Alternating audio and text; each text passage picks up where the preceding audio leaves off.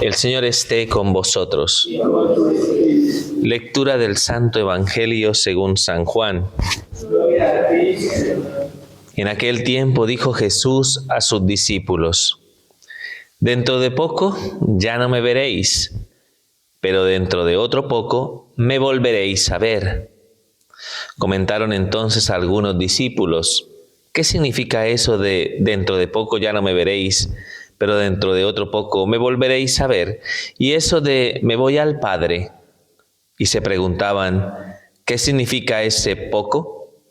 No entendemos lo que dice.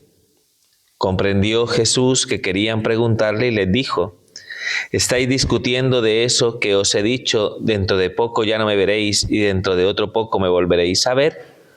En verdad os digo, vosotros lloraréis y os lamentaréis mientras el mundo estará alegre.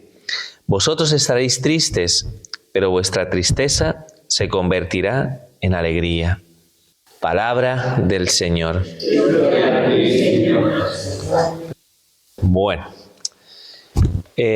continuando nuestra lectura del libro de los Hechos de los Apóstoles, en el segundo viaje apostólico de Pablo, pues ya desde el día de ayer, ¿no?, la palabra de Dios nos había situado en este viaje que realiza Pablo desde Atenas hasta Corinto, ¿de acuerdo? Que es donde tiene el desarrollo de la lectura de la palabra de Dios en el día de hoy. Importante porque aparece, ¿no?, la figura de este matrimonio judío proveniente de Roma. Podríamos de algún modo también sacar una conclusión interesante, ¿no?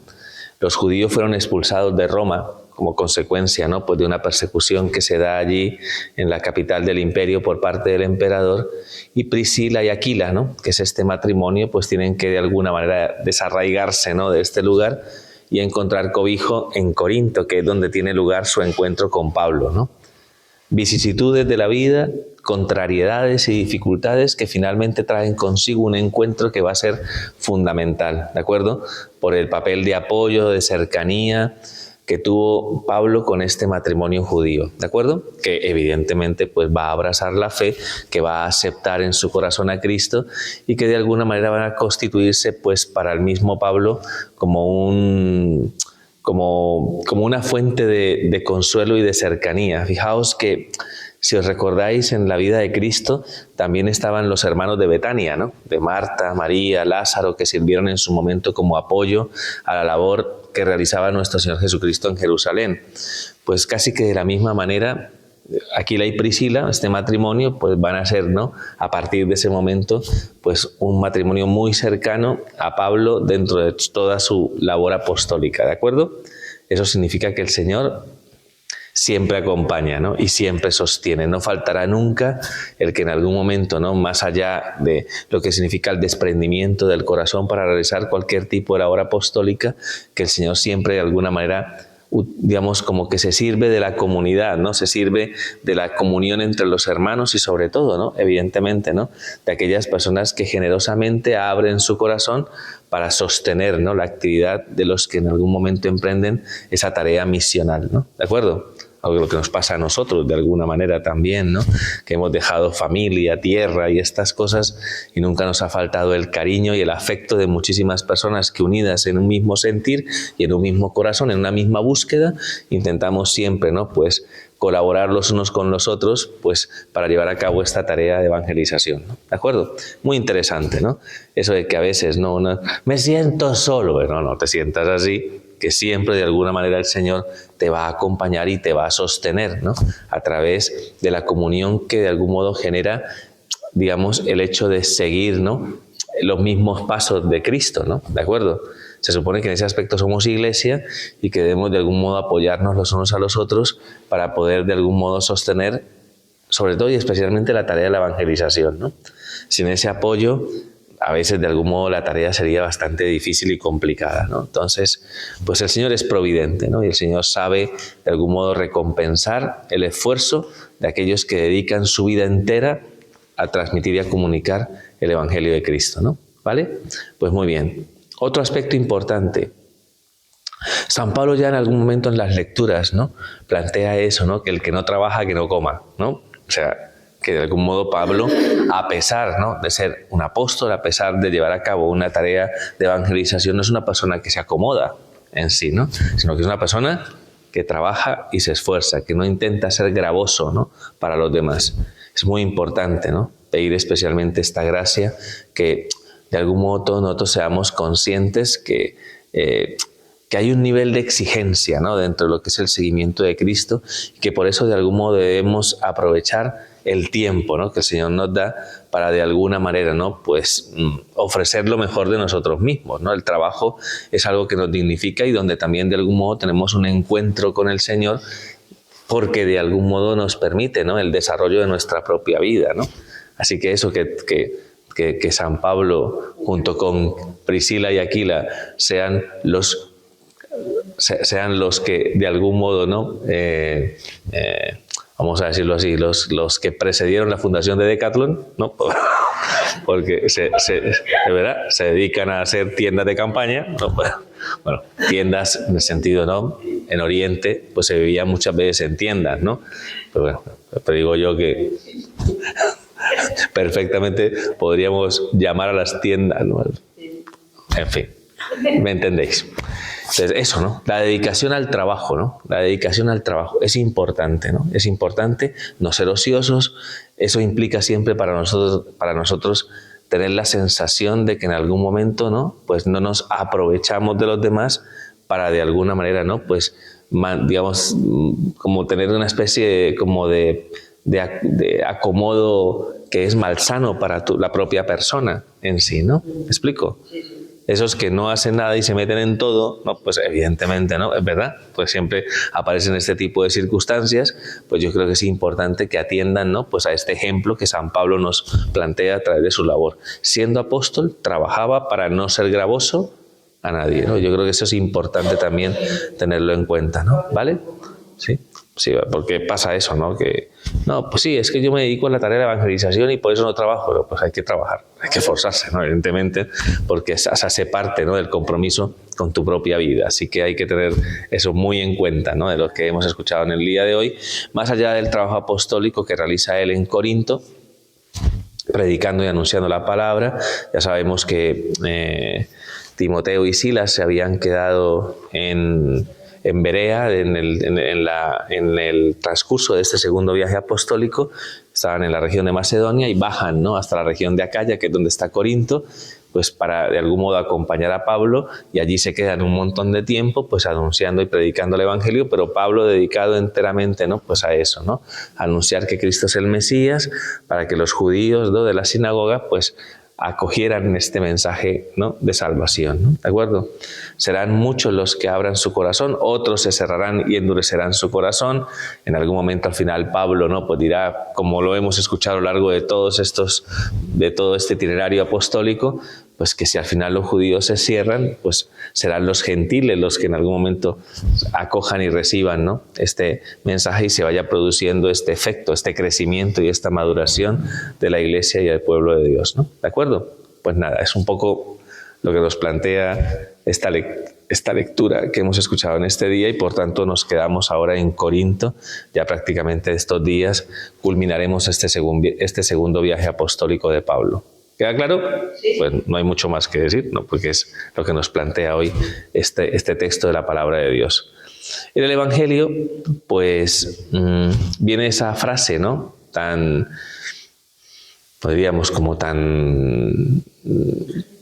No, es una frase que en ese momento a los discípulos les genera una inquietud, ¿no?, porque va acompañada, pues evidentemente, de un drama en sí mismo.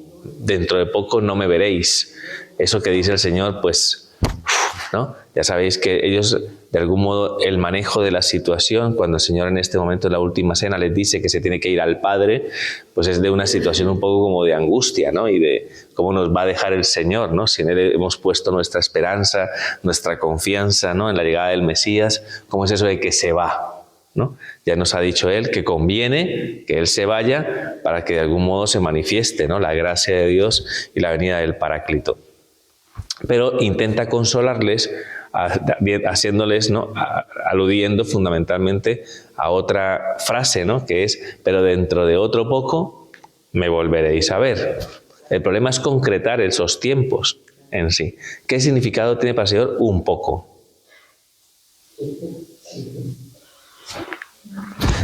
Es una cuestión un poco relativa en sí misma, ¿no? Relativa para el hombre en sí. Porque para Dios nuestra vida, en realidad toda nuestra vida entera, en realidad es un poco. La vida terrena, ¿de acuerdo? O sea, nuestra vida en este mundo podemos considerarla que es un poco, ¿de acuerdo?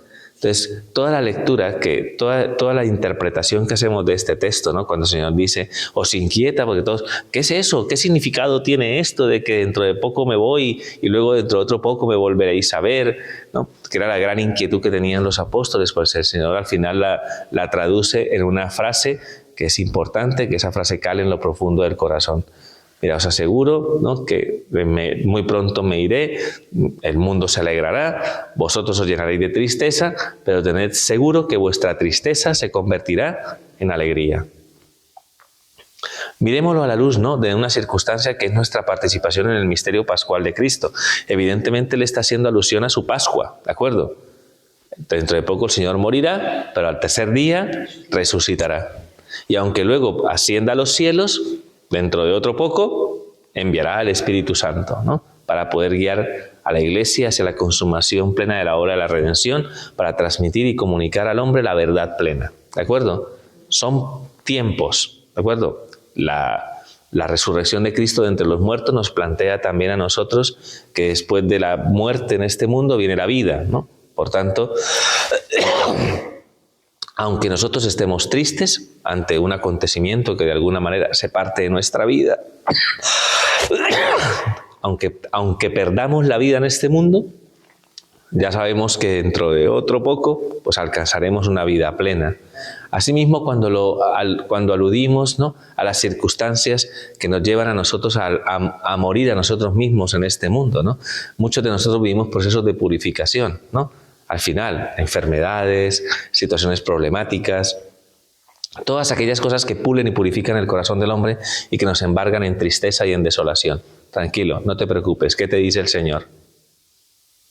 Espera un poco y dentro de poco eso se convertirá, esa tristeza, ese proceso de purificación se convertirá en alegría. Pero tienes que esperar, tienes que confiar realmente en esa obra de Dios. ¿De acuerdo? ¿Cuál es ese poco para nosotros? Nuestro tiempo, nuestra historia, lo que el Señor quiera, en definitiva. Pero nosotros somos acelerados. Nosotros ese poco lo traducimos en horas, o en minutos, o en segundos, si es mejor, ¿no? Pero no podemos de alguna manera ante esto, digamos, como forzar a que Dios haga las cosas al tiempo que nos conviene a nosotros, ¿no? O al que pensamos que es mejor para nosotros. ¿De acuerdo? Entonces, todo está en las manos de Dios y conforme a su sabiduría, conforme a su voluntad, sabremos que esta promesa se cumple. ¿De acuerdo? Porque dicen por ahí que no hay mal que dure 100 años, ni cuerpo que lo resista. ¿De acuerdo? Pues al final, si de algún modo somos perseverantes y constantes en el seguimiento de Cristo, cualquier realidad, cualquier circunstancia que purifique el corazón del hombre, al final dará paso a una situación nueva, definitiva, digamos, y sobre todo revestida de plenitud, ¿no?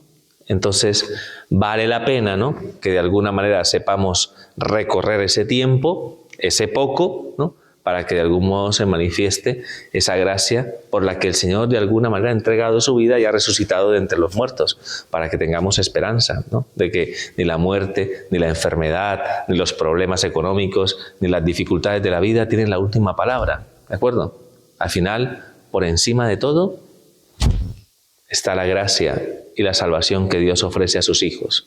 Por eso quien contempla a la luz de esta promesa todos los acontecimientos de la vida, al final esperando en Dios, alcanza pues la paz que necesita su alma, porque ya sabe que en definitiva todo terminará y dará paso a una situación nueva. Esto, por ejemplo, importantísimo, sobre todo, por ejemplo, a la hora de aliviar y consolar el corazón de una persona que vive una situación crónica o una situación ya, digamos, límite, ¿no?, como puede ser un enfermo terminal. ¿Vale? O sea, pongo un ejemplo, ¿no? Una persona de estas situaciones límite, donde una persona tiene que ser consciente de un sufrimiento en un periodo de tiempo que es indeterminado, ¿no? Una persona que sabe que en algún momento le queda ya, pues tranquilo, no te preocupes, abandónate, confía en Dios, tienes que pasar por este proceso de purificación, pero al final todo terminará. Tu angustia, tu preocupación, tus inquietudes al final darán paso a una respuesta que es la que te ofrece Dios. ¿Y cuál es la respuesta? Tiene que ver con la vida, ¿no? Con la resurrección, con la esperanza, ¿no? De que en algún momento, pues todos los esfuerzos y todos los pesares al final van a alcanzar una recompensa. Si viéramos la vida de esa manera, ¿cómo la veríamos? Mucho mejor, claro. No tendríamos tantos problemas. No es que no tengamos problemas, María Dolores. Tendríamos un montón de circunstancias a nuestro alrededor que nos purificarían el alma, pero tendríamos claro que al final el Señor va por delante. Y eso nos permitiría tener un poquito más de tranquilidad y de sosiego interior. Sobre todo cuando la voluntad de Dios se manifiesta en nuestra vida, ¿no? Pues a veces nos resistimos porque de alguna manera, ¿no? Pues quisiéramos es que siempre, de algún modo yo pienso que siempre queremos adelantar el cielo en la tierra, ¿no? O sea, ¿me explico? O sea, y a veces cometemos ese error, ¿no? De querer que todo sea como... todo sea como, ¿no? Como perfecto, que sea todo color de rosa, ¿no? En sí, pero la vida no es así. La vida nos plantea un montón de exigencias que como no quieras asumirlas y no quieras trabajar tu corazón, evidentemente te vas a quedar biche. ¿Entiendes la expresión? ¿No? Biche. O sea, Benito, despierte, primero, despierte. Segundo, biche que Benito, nuestra tierra. Una banda de plata, un racimo, pero el racimo no alcanza lo que sería como Andrés, o sea, se queda con un racimo de todo, sería como de comienzo, no madura. Sí. Entonces un mango biche,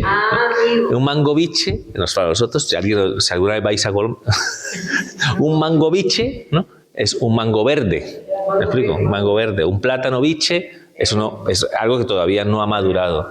Entonces, esa falta de maduración, de alguna manera, pues evidentemente no es algo que perjudica el crecimiento de la vida de Dios en nuestro corazón. ¿De acuerdo? Por eso, uno de los grandes defectos, ¿no?, que podemos tener en la vida cristiana es pretender que no hayan cruces, que no haya un proceso de purificación en nuestra vida, que no se nos ponga a prueba. ¿Me explico? No sé, porque entonces queremos un cristianismo acomodado a nuestra situación de vida, ¿no? Y eso no está bien. Entonces tenemos que de algún modo ser conscientes, ¿no?, que ese sufrimiento, aunque queramos rehuirlo, ¿no?, aunque de alguna manera para nosotros sea algo que lo sobredimensionamos y nos genera un montón, ¿no?, de inquietud, que sepas que eso en algún momento se transformará en alegría y gozo. Si eres capaz de ser perseverante y constante en la espera, si sabes entender, ¿no?, lo que ese poco hoy significa. Así que pidámosle esa gracia al Señor para que nos ayude. Os pongo ejemplos. No hace poco una señora hablando conmigo sobre su hijo adolescente, ¿no?, que está... que no puede con él, ¿no?, con su hijo. No puede y no sabe qué hacer y está con los pelos así. No, digo, tranquila, dentro de poco todo terminará. ¿Y cuándo? ¿Cuándo es ese poco? Pero te puedo asegurar que esa etapa en la vida de este crío pasará. Pero tienes que vivir ese proceso de purificación y te plantea un reto que es un reto de amor bastante grande, ¿no?, a la hora de acompañar ese proceso. Por eso que no va a ser fácil, un proceso que va a ser pulsado, entiendes que es pulsado, ¿no?, un proceso que va a ser de confrontación, pero si perseveras en el amor, después verás el fruto a través de la maduración de esa persona. Pero la adolescencia hay que pasarla, ¿de acuerdo? Otro ejemplo, me estoy acordando de cosas que me han llegado así, de situaciones muy, muy peculiares, pero que en el fondo son así. Me encontré con una mujer en situación de menopausia, así, ¿no? Entonces la pobre está desesperada porque los calores, porque no me siento yo, porque yo no sé qué, y pututún. Tranquila, dentro de poco pasará. ¿Verdad? ¿A que sí? Como experta aquí, dentro de poco pasará. ¿Qué me pasa? Dentro, yo te digo calores. ya, pero Dentro de poco. dentro de poco. Esas cosas al final pasarán. Es verdad, si nosotros tenemos claro lo que hemos escuchado en el día de hoy, tendremos confianza en lo que os he dicho, ¿no? En que si es necesario pasar por un proceso de purificación, al final eso encontrará, digamos, su razón de ser, su sentido, su trascendencia en sí, ¿no? Si somos capaces de asumirlo en confianza, en ofrecimiento personal, seguro que de alguna manera encontraremos la respuesta que le dé paz a nuestro corazón. Hay que saber esperar y hay que saber confiar y hay que de alguna manera, ¿no?, siempre acoger lo que el Señor en algún momento nos invita a vivir, porque de todo se sirve el Señor para el bien de los que aman. Así que vamos a pedirle eso con muchísima confianza, abandonar nuestro corazón en el Señor para que nuestra tristeza se convierta en alegría, en gozo. Ya sabéis, las bienaventuranzas, ¿no? Son bienaventurados los que lloran porque serán consolados, bienaventurados bienaventurados los pobres porque de ellos es el reino de los cielos, ¿no? Bienaventurados los sufridos porque heredarán la verdadera tierra, ¿no? Bienaventurados los que tienen hambre y sed de justicia porque quedarán saciados, ¿no? En cada bienaventuranza hay una expresión de lo que significa ese poco, ¿no? No te preocupes, abandónate y confía en Dios, que a su tiempo y en su momento Dios os resarcirá. ¿De acuerdo? Rebelarse ante eso, muy mal negocio. ¿De acuerdo? Muy mal negocio. Garantía de la amargura en tu vida y que le amargues la vida a los demás. Así que pidamos esa gracia especial para que tengamos esa conformidad con la pedagogía de Dios. ¿De acuerdo? Que es de esa manera, ¿no? Pues a través de la espera. Por eso la fe normalmente siempre se purifica en la espera. ¿De acuerdo? No somos una religión de inmediatez. ¿De acuerdo? Desafortunadamente el mundo plantea, ¿no? El mundo, como lo conocemos ahora, quiere que todo sea inmediato. ¿De acuerdo? Pero la fe no se plantea desde la inmediatez, se plantea desde la espera. Preguntarle a los israelitas que caminaron 40 años en el desierto lo que significa dentro de poco. ¿De acuerdo? Yo dirían, ¿de acuerdo? Ánimo. Gloria al Padre, al Hijo y al Espíritu Santo. Como era en el principio, ahora y siempre, por los siglos de los siglos. Amén.